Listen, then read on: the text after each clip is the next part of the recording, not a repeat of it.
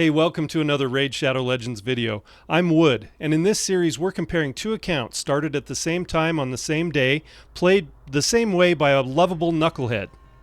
That's me. With one major difference. One of the accounts has a monthly spending budget, the other is free to play. It's day 16. Let's take a look at our progress.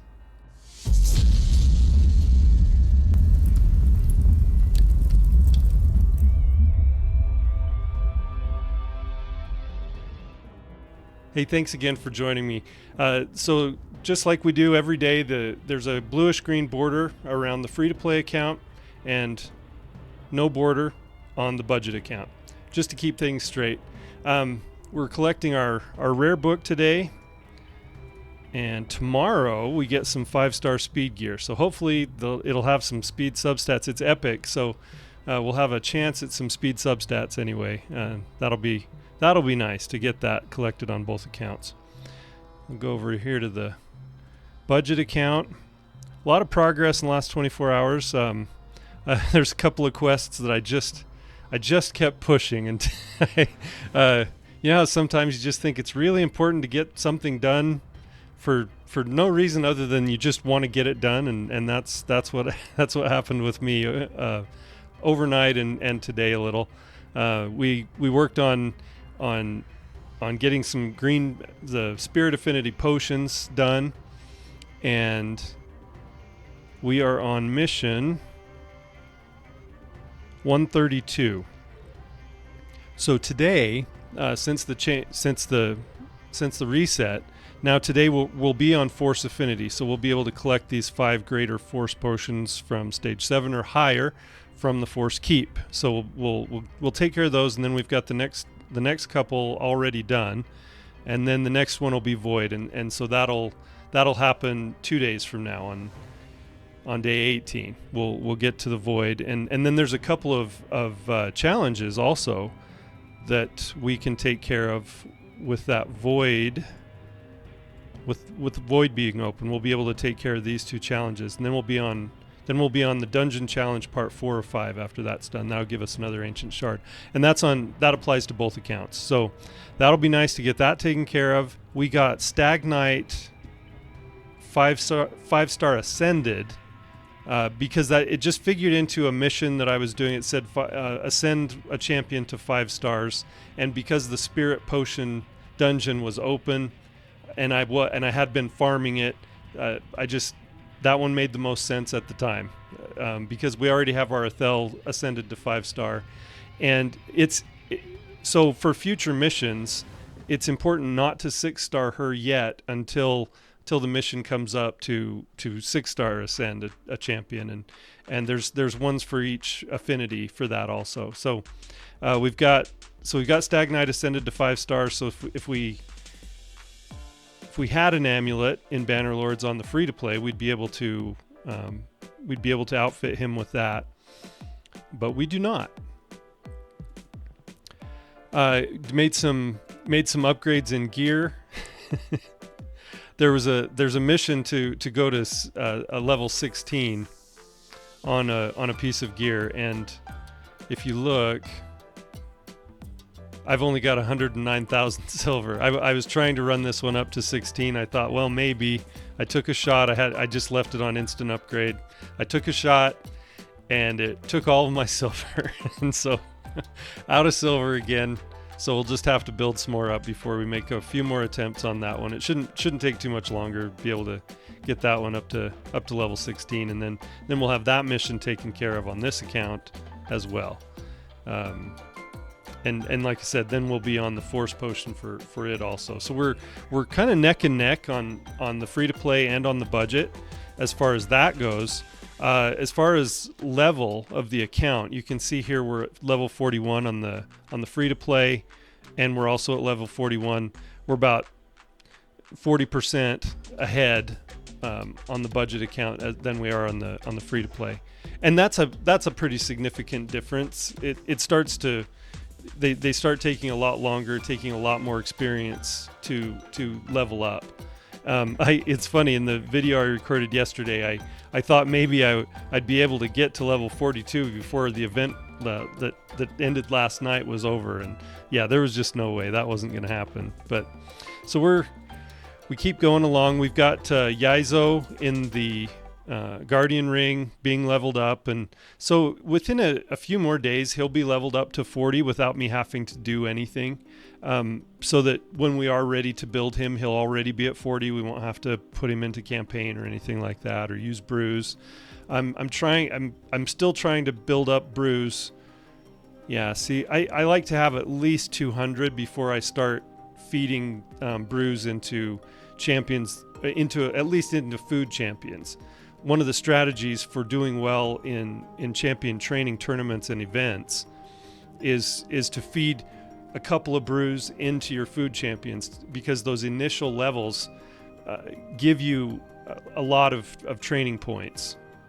So I'll show you here on the training tournament. See, I've been training champions for quite a bit of the day today, and some last night after this event started, and just haven't really made a ton of progress.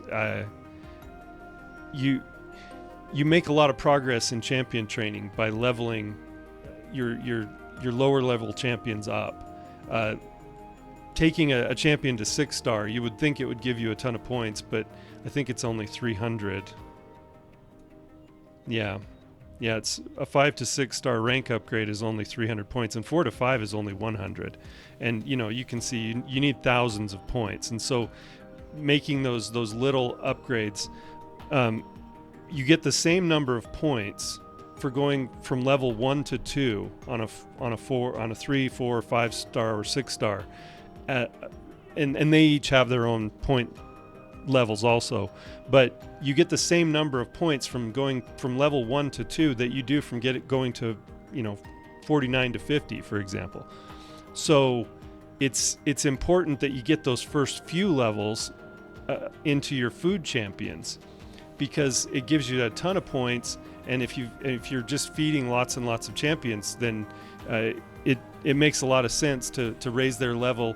And I find the most efficient is level 15 for most of the champion training that I do, because so level 15 is 2 brews for a 3-star, and for a 4-star it's 2 brews plus 1 common champion. That gets you to level 15 also, and it gets you kind of to the bottom of level 15, so you're not putting a whole bunch of experience into one level that then you don't actually get over the hump to the 16. So for me, that's what has been the most efficient. And then on a 5-star, it's 2 brews plus 1 uncommon champion, and that gets you to level 15, and just barely to the beginning of level 15 for that.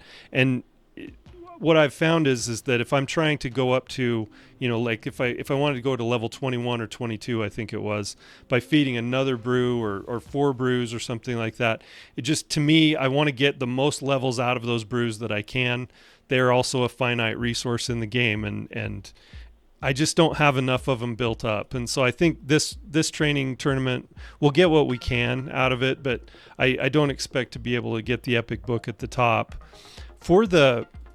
That's the other thing to remember for these lower level accounts. The tournament rewards are a little different. You can see at 6,500 points, you've got an epic book.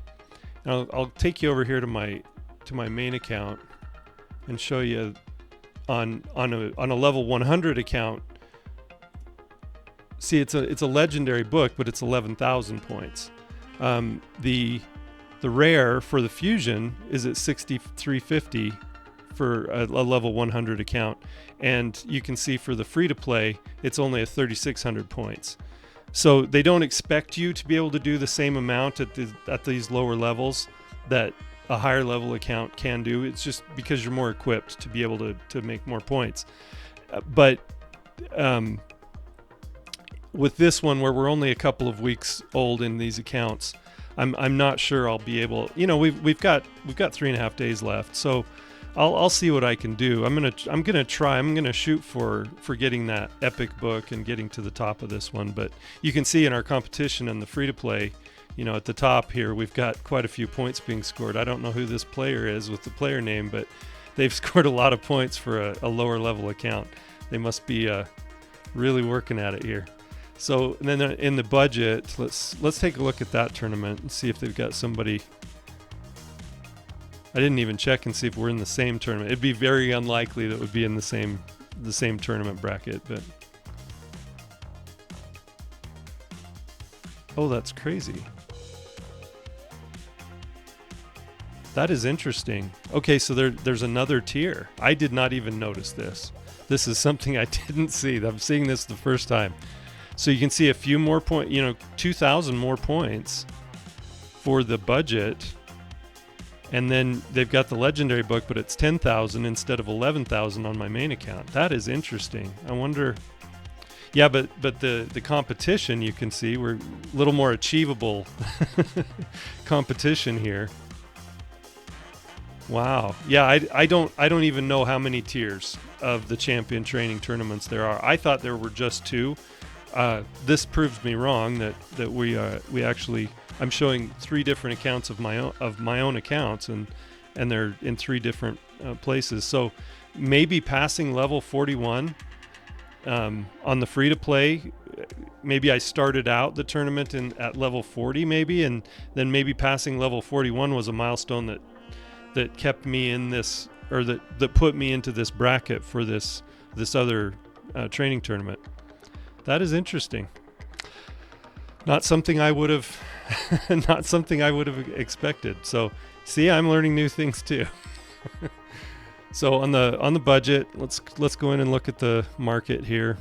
Don't have a lot of silver in the budget account either.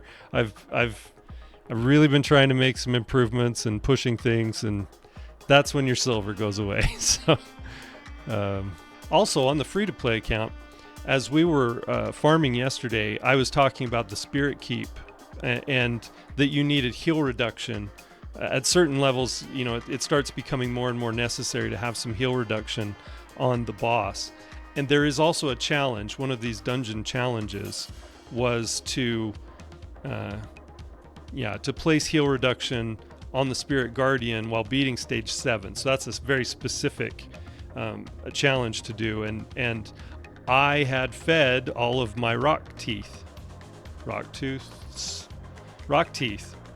guess. So Rocktooth is a farmable rare. He is part of the rosin fusion, and you get him from Felwyn's Gate. I think the first time you run through Felwyn's Gate, I think you usually just get one. I'm not sure if that's an automatic or not. Maybe I've just been really lucky in most of the accounts I've done and hadn't really noticed. But because I knew he was farmable, I hadn't really worried in the past about feeding him. And and I got to this challenge, and I thought, well, the Spirit Keep's open today, and then we've got Void opening day after tomorrow, and so it's going to be another 3 or 4 days before the Spirit Keep opens again. So I thought, well, I'll just go in and farm a Rocktooth. It took forever running Felwyn's Gate, and I was farming food anyway and everything, and that was fine. But man, it just took a long time, and I finally got a Rocktooth a couple hours before the reset happened, and then I was able to finish that challenge and then finish my Stag Knight Ascension up to 5-star. And so anyway, it's not, I know it's not that interesting, but I have talked in the past about, well, they're farmable, and so don't worry about feeding them too much. But it can be a pain it can be quite a pain to have to farm them. And if you already have one, it's probably a good idea to hold on to them. Maybe level up another rare or another uncommon or something like that to use for food, and maybe hold on to these. It's probably good advice to hold on to the farmables, especially if they're part of the rosin fusion. Rocktooth can be useful for your account in faction wars and other places for the first few weeks you're playing, so that you can hold on to a copy of him, get him up to a 5-star, because he's got to be up at level 40 anyway to fuse for rosin. I'll take you to the rosin fusion here. I was hearing the words in the back of my head. It's like, oh, don't worry about it, they're farmable. It just took, I don't know how much energy I spent, but it was a lot trying to farm one of those. I got I must have gotten 20 brutes. He's the uncommon that comes from Felwin's Gate, and I must have gotten 20 of those before I finally got a rock tooth.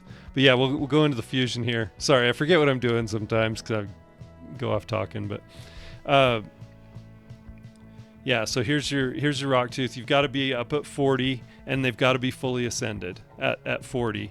And all four, you have to have all four of them, and then you can fuse them into lich. It costs silver also, so have some silver if you're going to start doing your fusions. But yeah, and I'll hold on to all of these fusion rares.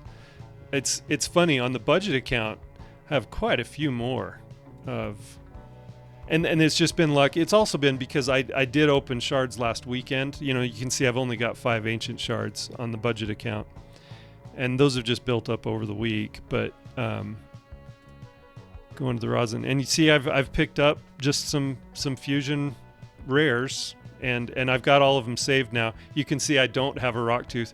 Interestingly though, the way I took care of that mission in the budget account, so you can go into your champion index, and I had forgotten the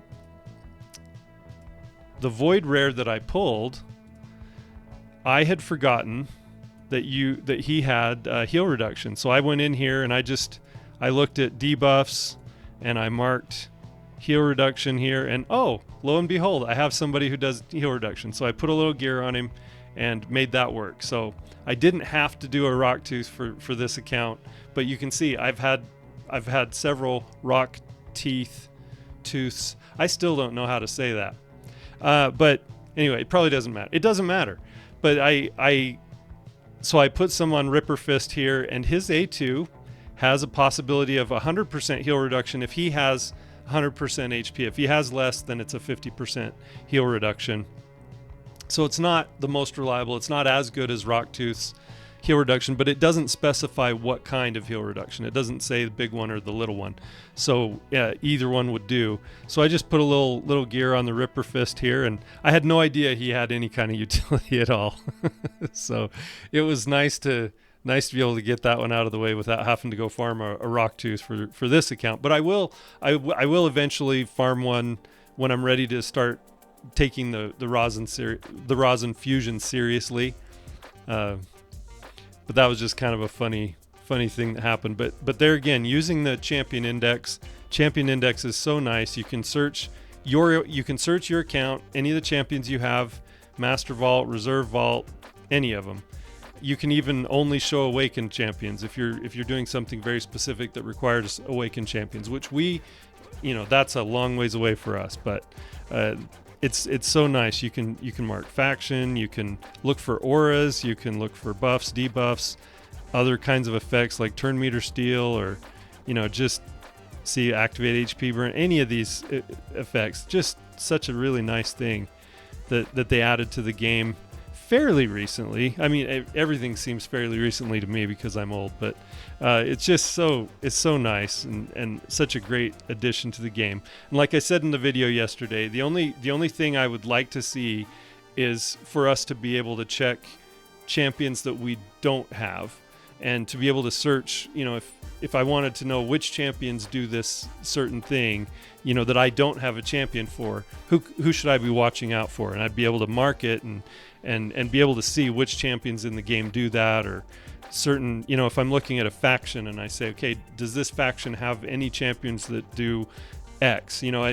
Yesterday I was looking for an orc that had bombs, and I don't think there are any.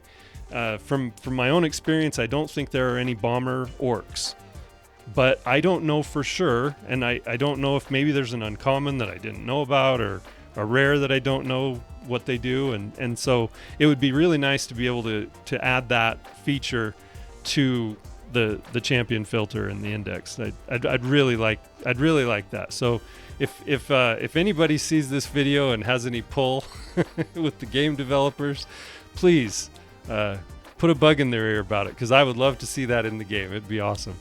All right, I'm going to summon my obligatory 3 mystery shards today. Still waiting to have some luck on these.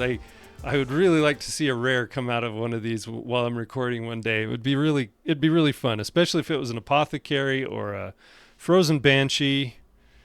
I don't know who else would be useful on an early game. I can't think of any other rares that are non-void that would be. I have a gator on this account already. There's a bully. That's bully. Let's go look at the free to play. Let's go summon our obligatory 3 mystery shards on the free to play and see if we can pull a lucky rare. Come on. It would be so nice, right? Just to pull a lucky rare out of Connect like Knight. I know it's next. Sometimes I say things like that and people look at me and they don't know that I'm joking because they just assume that I just don't know. So OG Death Knight. I love getting an OG Death Knight. People actually build him up to level 60. You can't ascend a common, but you know, before we had Ultimate Death Knight in the game, OG Death Knight was it was kind of a fun meme to build some common Death Knights and have them on your classic arena defense. There's so many fun things that people do in the. It's really, you know, there's a lot of guys that have really good sense of humor that play, especially when you see some of the names they name themselves. I don't see any good ones here. Yeah, they're just some of the funny names that some of the guys use. It's really hilarious. Or women. I don't know. You never know.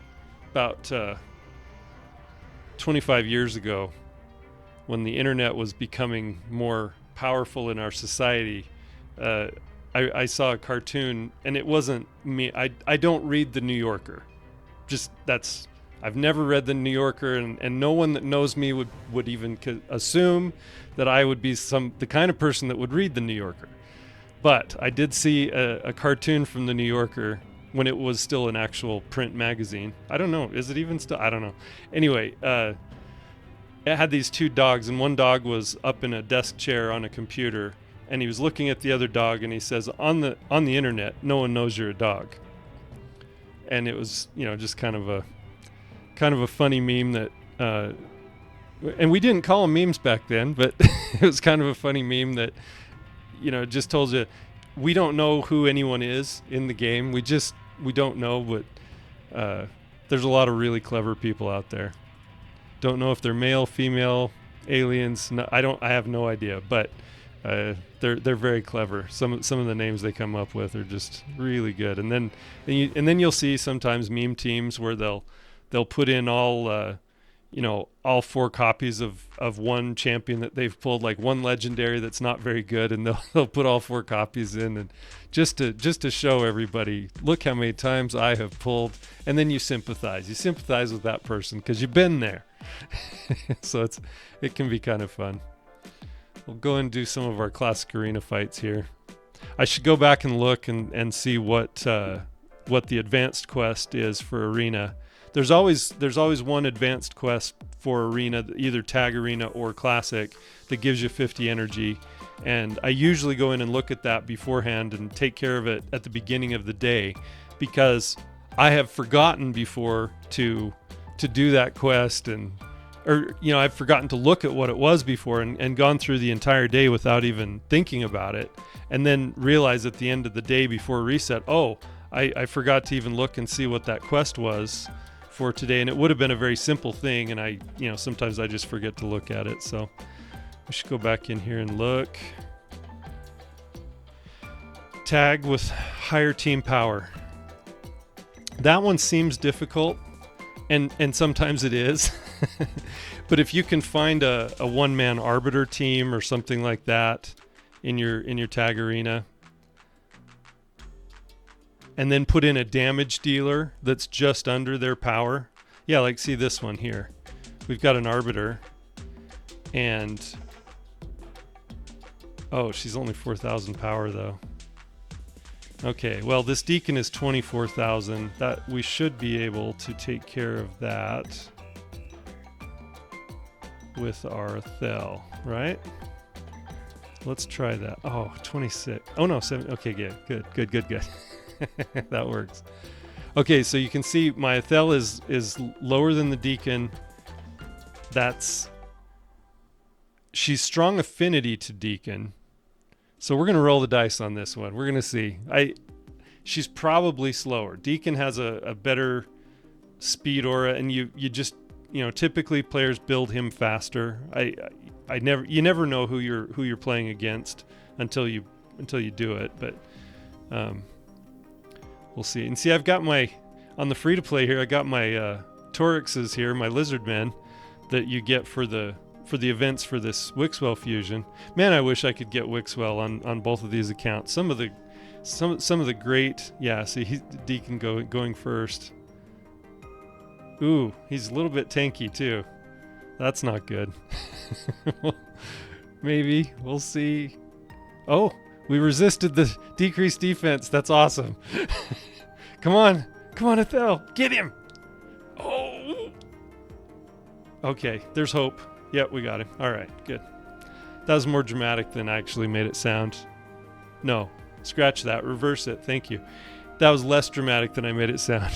I was pretty sure we were going to win that one, but okay, good. So that takes care of that quest. We were lower power than that Deacon.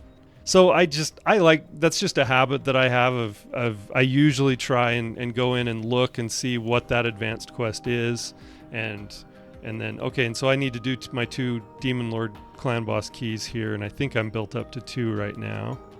Yeah, so I need to go in and take care of my normal key here. I'm just this close to being able to 2-key normal on the free-to-play. Just doesn't seem like that much of an achievement, but every achievement feels big as you keep going. And I've been playing the game for so long.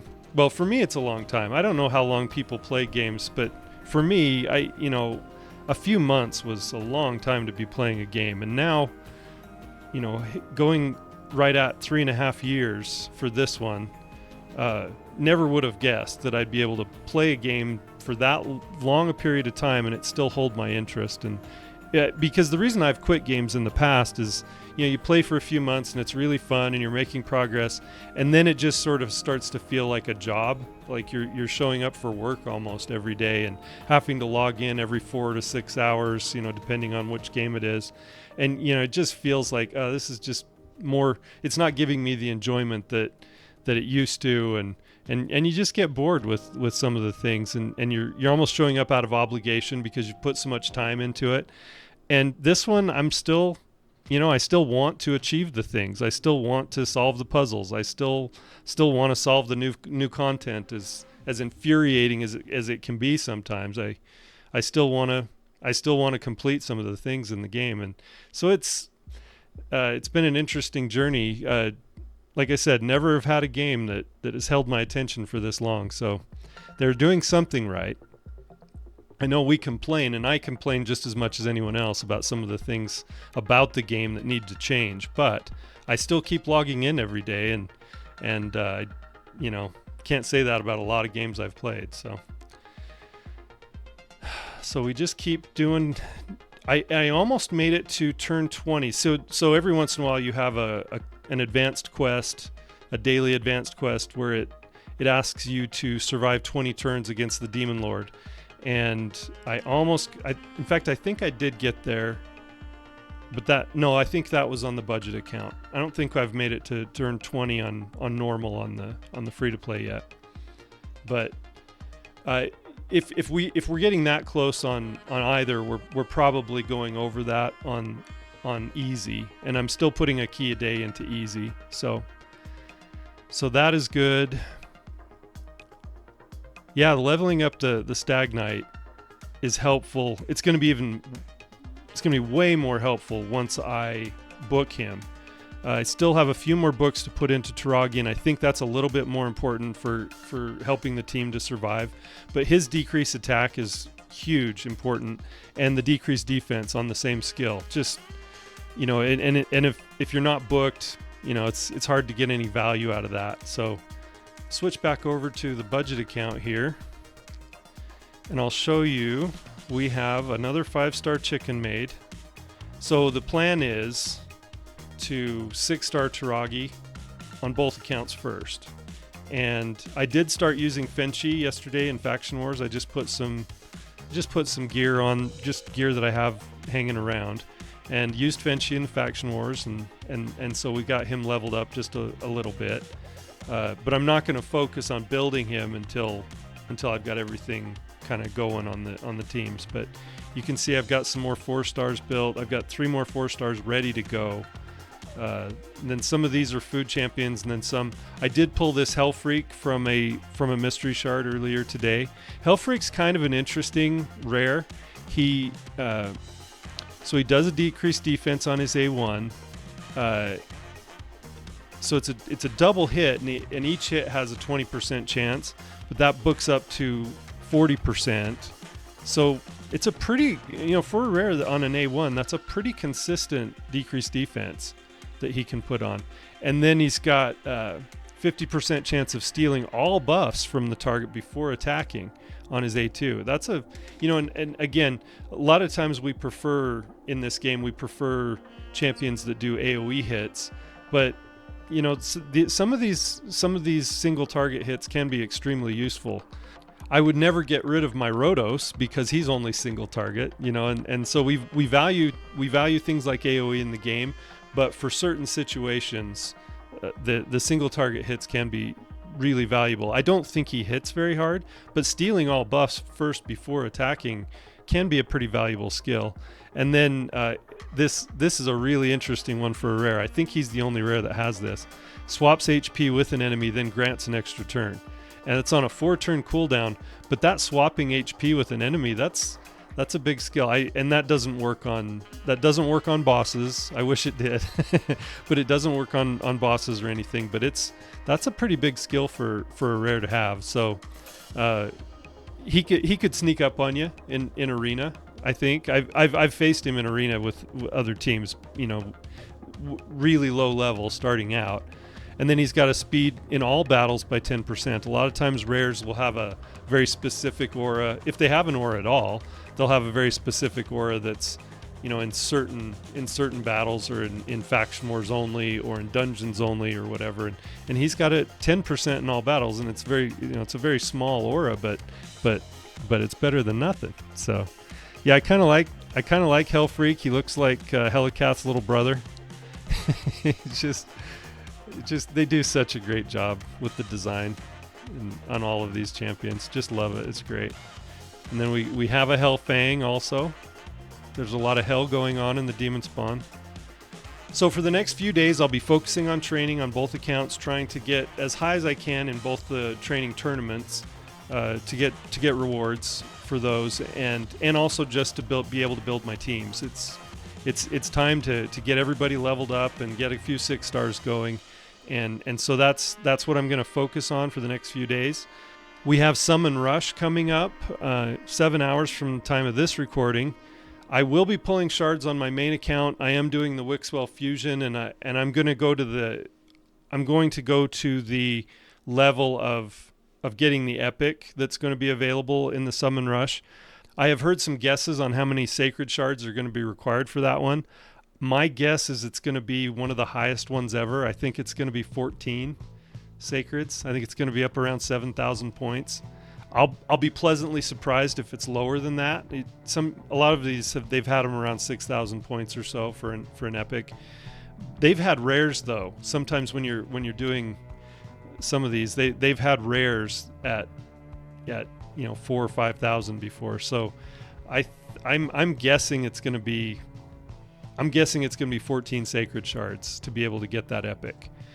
And I do have that. I've been saving up for quite a while on my main account, so I will be pulling shards. Also on my main, I'll be pulling a couple of these prism crystals, prism shards.